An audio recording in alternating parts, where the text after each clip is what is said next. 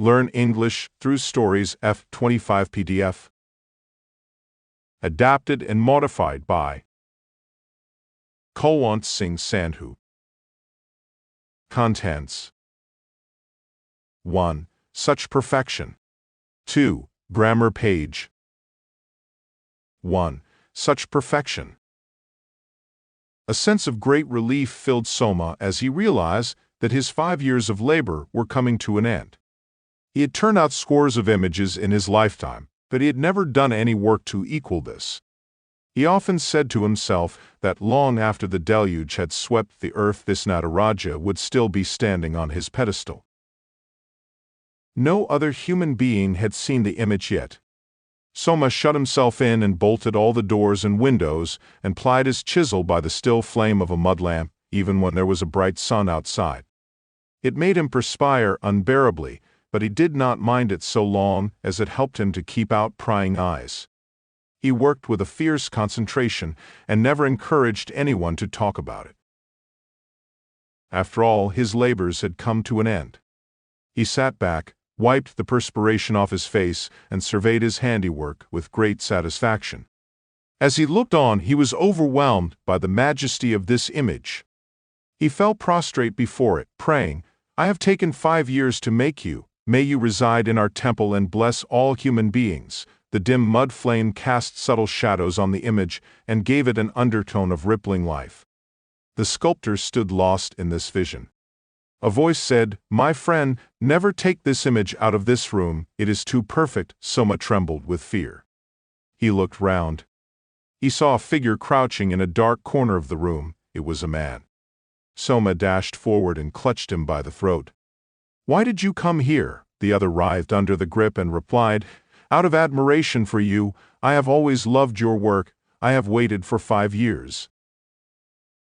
"How did you come in?" "With another key while you were eating inside."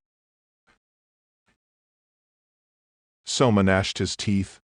"Shall I strangle you before this god and offer you as sacrifice?" "By all means," replied the other, "if it will help you in any way, but I doubt it. Even with a sacrifice you cannot take it out. It is too perfect. Such perfection is not for mortals." The sculptor wept.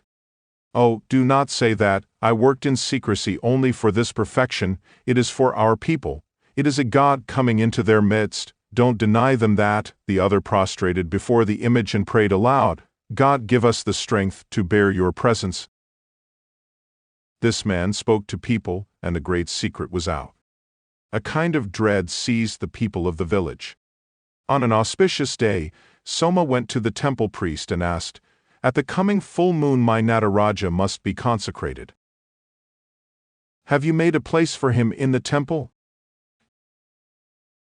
The priest answered, "Let me see the image first." He went over to the sculptor's house, gazed on the image and said, "This perfection, this god, is not for mortal eyes. He will blind us at the first chant of prayer before him. He will dance, and we shall be wiped out." The sculptor looked so unhappy that the priest added, "Take your chisel and break a little toe or some other part of the image, and it will be safe."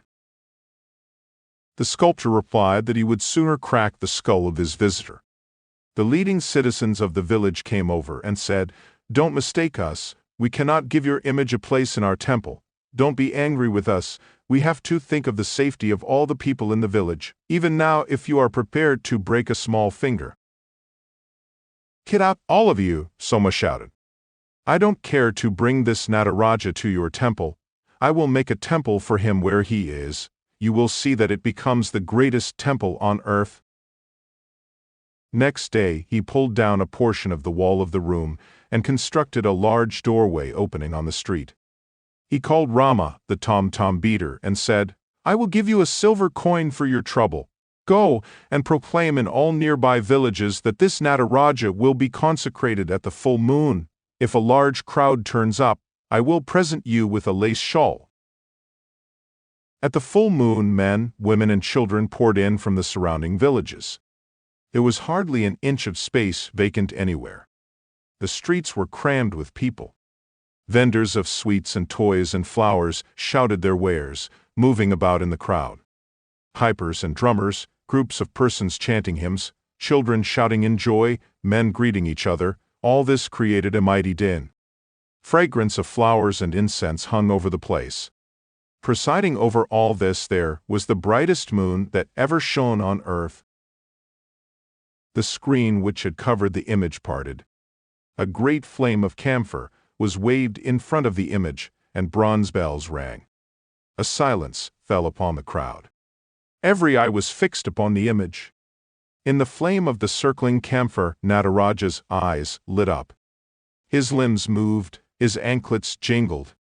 The crowd was awe-stricken. The god pressed one foot on earth and raised the other in dance. He destroyed the universe under his heel and smeared the ashes over his body, and the same god rattled the drum in his hand and by its rhythm set life in motion again. Creation, dissolution, and God attained a meaning now. This image brought it out. The bells rang louder every second. The crowd stood stunned by this vision vouchsafed to them. At this moment a wind blew from the east. The moon's disk gradually dimmed. The wind gathered force, clouds blotted out the moon. People looked up and saw only pitch-like darkness above. Lightning flashed, thunder roared, and fire poured down from the sky. It was a thunderbolt, striking a haystack and setting it ablaze. Its glare illuminated the whole village. People ran about in panic, searching for shelter.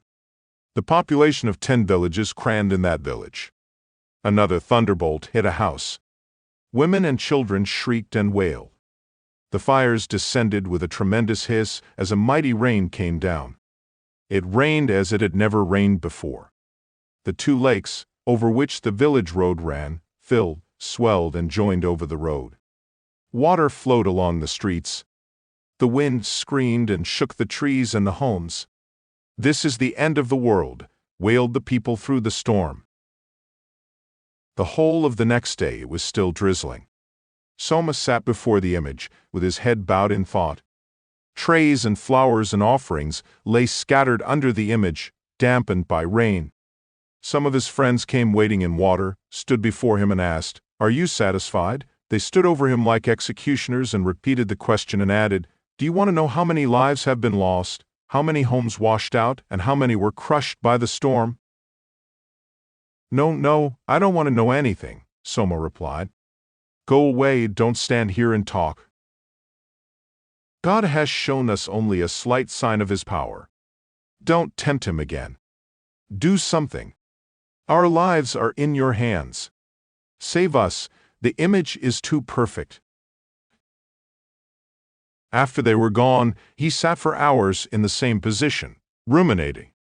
Their words still troubled him. Our lives are in your hands, he knew what they meant. Tears gathered in his eyes. How can I mutilate this image? Let the whole world burn. I don't care, I can't touch this image. He lit a lamp before the god and sat watching.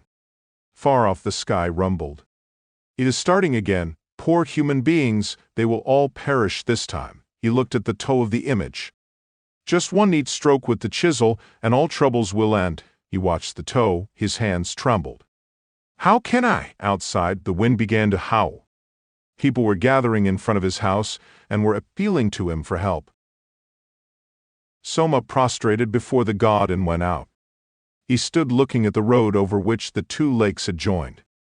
Over the eastern horizon, a dark mass of cloud was rolling up.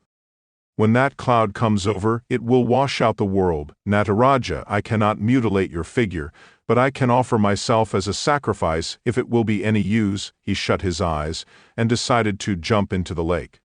He checked himself. I must take a last look at the god before I die. He battled his way through the oncoming storm. The wind shrieked. Trees shook and trembled. Men and cattle ran about in panic. He was back just in time to see a tree crash on the roof of his house. "My home!" he cried, and ran in. He picked up his Nataraja from amidst splintered tiles and rafters. The image was unhurt except for a little toe which was found a couple of yards off, severed by a falling splinter. God himself has done this to save us. People cried. The image was installed with due ceremonies at the temple, on the next full moon. Wealth and honors were showered on Soma. He lived to be 95, but he never touched his mallet and chisel again. Grammar page tenses. Uses of present simple. 1. To express universal, general truths. 1. The sun rises in the east. 2. Water boils at 100 C. 3. The earth moves around the sun. 4. The moon moves around the earth. 5. 2 and 2 makes 4. 6. The sun sets early in the winter. 7. Wood floats on water. 8. Water freezes at 0 degrees Celsius. 9. Earth is a planet. 10. Pandas feed on bamboo shoots. 11. Every 12 months, the earth circles the sun. 12. Water is one of the necessities of life. 13. Rivers flow into the sea. 14. Gas expands when heated. 15. Canada lies north of the United States. 16. Blood is red regardless of what color your skin is. 2. To express English proverbs and quotations. 1. Man is mortal. 2. Honesty is the best policy. 3. All that glitters is not gold. 4. Slow and steady wins the race. 3. To express habitual actions, regular actions. 1. She takes a glass of milk every morning.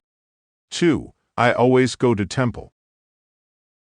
3. He never drinks wine or beer. What does he drink then? He drinks whiskey with soda.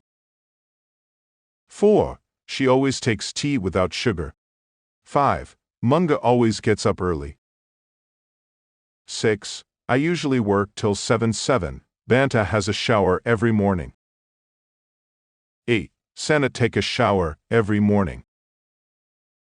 9. We often buy cheese at this store. 10. Atul likes warm weather. 11. He doesn't often go to the cinema. 12. Priya walks to school every day. 13. Do you water your plants once a week? 14. When do they usually have lunch?